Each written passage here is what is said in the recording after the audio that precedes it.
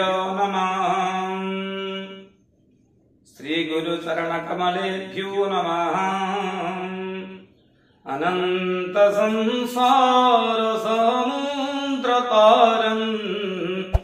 नौकाहिताभ्या गुरुभक्ति नमरम् वैराग्य साम्राज्य जनपूजनाभ्याम् नमो नमो श्री गुरुपादुकाभ्याम् नमो नमो श्री गुरुपादुकाभ्याम् नमो नमो श्री गुरुपादुकाभ्याम्। गुरुदेवाय अर्पणमस्तु विधा धर्म विधा स्वर्गो पिता हि परमा तव प्रीतये प्रतिमात्मने प्रियन्ति सर्वदेवता पितृदेवताभ्यो नमः मातृदेवताभ्यो नमः अर्पणमस्तु।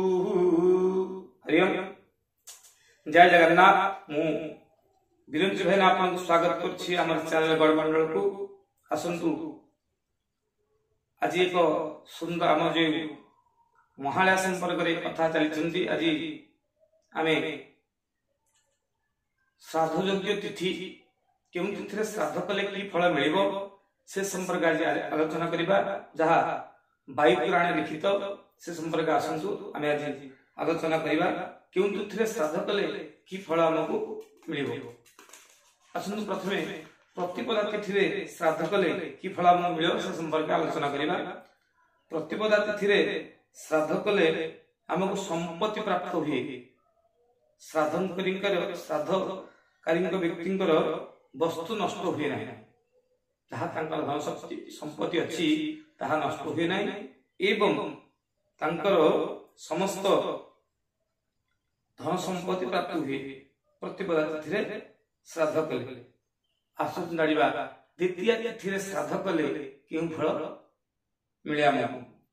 द्वितीय श्राद्ध करथिबा व्यक्ति राजा हुए। राजा भली तार पराक्रमी एवं समस्त कीर्तिमान पुरुष उत्तम अर्थ प्राप्तिर अभिलाषीर प्राप्त हुए। नूतन अर्थ प्राप्ति हुए एवं जड़े राजाश्रेणी व्यक्ति द्वितीय तिथि श्राद्ध कले तार फल प्राप्ति मिले। आसंतु तृतीय तिथि श्राद्ध कले कि फल मिले से संपर्क आलोचना करिबा। तृतीय तिथि श्राद्ध कले समस्त शत्रु विनाश होती एवं समस्त पाप नाश जाए। पाप मध्य तार हुए ना, जहाँ पाप तार थाए ता पाप क्षय हुए एवं शत्रु तार विनाश हो जाए।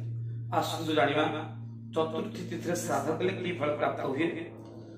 चतुर्थी श्राद्ध करथिबा व्यक्ति शत्रु को दुर्बलता जानिपारे।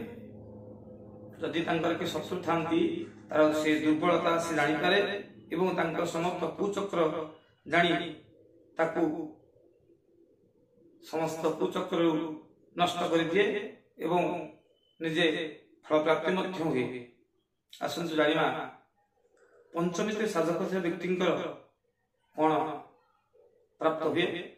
पंचमी तिथि जो व्यक्ति श्राद्ध करे तार लक्ष्मी प्राप्त हुए एवं आसन जानिबा षष्ठी तिथि श्राद्ध करथिबा व्यक्ति कौन फल प्राप्त हुए। षष्ठी तिथि श्राद्ध करथिबा व्यक्ति कर्म संपन्न करथिबा व्यक्ति देवता माने मध्य पूजा करथान। देवता माने तांकर संतुष्ट होंति। तांकर ई पंचमी तिथि जो व्यक्ति श्राद्ध करंती देवता मानन एसी जणे देवतुल्य लोक एवं देवता माने मध्य तापरे संतुष्ट होंति। आसन जानिबा सप्तमी तिथि श्राद्ध करथिबा व्यक्ति विशेष करे। सप्तमी तिथि जो व्यक्ति श्राद्ध करे से यज्ञर फल प्राप्ति करे एवं समस्त लोकंकर स्वामी मध्य होई पारे। जहाँ आम गणेश्वर समस्त गणक मध्य जो मुख्य होई पारे। आसंतु जानिबा अष्टमी तिथि श्राद्ध करथिबा व्यक्ति फल कौन। अष्टमी तिथि श्राद्ध करथिबा व्यक्ति समृद्धि प्राप्त हुए। समस्त समृद्धि शिवांतागर हो जाए। आसंतु जानिबा नवमी तिथि श्राद्ध करथिबा व्यक्ति कौन फल मिले। नवमी तिथि श्राद्ध करथिबा व्यक्ति ऐश्वर्य प्राप्ति हुए एवं मन पसंदर पत्नी मध्य प्राप्त हुए जो मैंने नवमी तिथि श्राद्ध करती ऐश्वर्य सहित एवं मन पसंदर पत्नी मध्य प्राप्त हुए। आसतु जाना दशमी तिथि श्राद्ध कर व्यक्ति कौन प्राप्त होती कौन लक्षण जो मैंने दशमी तिथि श्राद्ध कर मनुष्य ब्रह्मत्वर लक्ष्मी प्राप्त हुए ब्रह्म प्राप्ति हुए और लक्ष्मी प्राप्ति हुए ताको दुईटा ऐश्वर्य मिले एवं ब्रह्म प्राप्ति मिले। एकादशी तिथि श्राद्ध कर व्यक्ति कौन फल प्राप्त हुए से संपर्क जाना। एकादशी आम जाने विष्णुकर बार विष्णुकर दिवस तेणुक तिथि श्राद्ध कर व्यक्ति सर्वश्रेष्ठ दानी हुए एवं यह समस्त वेदर ज्ञानता हुए समस्त वेद तार अधित्व थाए एवं समस्त पापकर्म विनाश जहाँ पाप कर पाप विनाश हो जाए एवं वेदाचार्य हुए एवं सर्वश्रेष्ठ दानी बोलाए। एकादशी तिथि श्राद्ध कर व्यक्ति द्वादश तिथि श्राद्ध कर व्यक्ति कौन लक्षण ना राष्ट्र कल्याण करे राष्ट्र देशर कल्याण जो मैंने द्वादश तिथि श्राद्ध करती। त्रयोदशी तिथि श्राद्ध कर व्यक्ति लक्षण पर आज आलोचना करवा। त्रयोदशी तिथि श्राद्ध कर व्यक्ति विशेष दीर्घायु होती ऐश्वर्य प्राप्ति होती एवं समस्त पुष्टिर अधिकारी होती जो मैंने त्रयोदशी तिथि श्राद्ध करती। चतुर्दशी तिथि श्राद्ध कर व्यक्ति विषय जाना जो मैंने चतुर्दशी तिथि श्राद्ध करती अस्त्र शस्त्र द्वारा मरिया व्यक्ति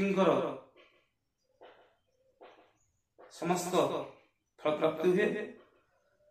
चतुर्दशी तिथि श्राद्ध कले जो मैंने अस्त्र शस्त्र मरी जाती से व्यक्ति विशेष आम चतुर्दशी तिथि श्राद्ध करवा आम उचित हो। अमावास्या तिथि श्राद्ध कले कौन फल प्राप्ति हुए से विषय संपर्क जाना। विषम काल जन्म होता व्यक्ति अर्थात तीन कन्या संतान पर जन्म होता पुत्र संतान अथवा तीन पुत्र संतान पर जन्म होता कन्या संतान निमंत उद्दिष्ट तीन पुत्र पर झीटी जन्म होती कन्या पर पुत्र जन्म होती से व्यक्ति विशेष अमावास्या तिथि श्राद्ध कले तार संपूर्ण फल प्राप्ति से लाभ कर। आसतु आम जानिले ये जो 15 दिन प्रतिपदा ठारू अमावास्या पर्यंत जो 15 दिन यही तिथि मानक दिवस आम श्राद्ध कले आमको यही सब फल प्राप्त हुए। जदि यह सब वायु पुराण लिखित तेणु आसतु जदि ये कथाटी आपको भल लगी थाए आपण पितृपुरुष कृपा आशीर्वाद लाभ करंतु। पितृदेव भव मातृदेव भव।